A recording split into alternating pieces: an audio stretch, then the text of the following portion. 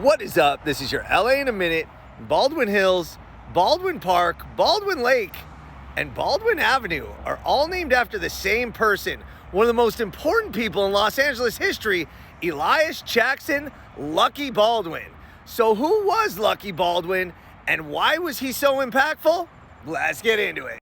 Lucky Baldwin was known as one of the great pioneers of business in all of California in the second half of the 19th century. He was a real estate investor and speculator who earned the name Lucky through great fortune of many of his business deals.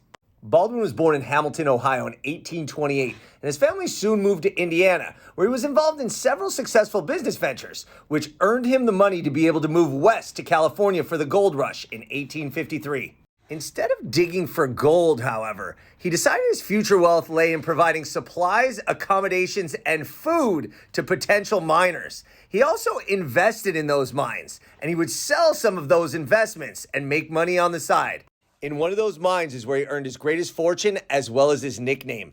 He was traveling and he told his broker to sell the certificates in the mine if the price fell below a certain threshold. Well, the price did fall, but the broker couldn't access the certificates because they were in a safe. By the time Baldwin got back, the share price rebounded and escalated to the point where he netted a fortune of $2 million or $81 million in today's money.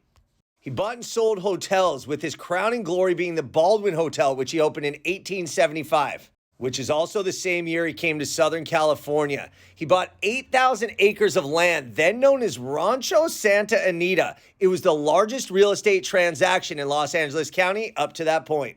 That was until 5 years later when he bought 45,000 acres, including parts of what would become Arcadia, Monrovia, Sierra Madre, Temple City, El Monte, South El Monte, City of Industry, Baldwin Park, West Covina, La Puente, Montebello, South San Gabriel, and Monterey Park. He became a city builder and attempted to found a town called Baldwin, but it never really took hold. So he formed a town site called Arcadia, where he was elected the first mayor in 1903. He signed deals to incorporate Arcadia as an official city and signed an agreement with Pacific Electric to have trains pass through the area so he could build a real city. One of the first things he built was the original Santa Anita Park in 1907, which is now the site of the Santa Anita Golf Course. All the while, he built his opulent ranch, which includes Baldwin Lake, which exists till this day.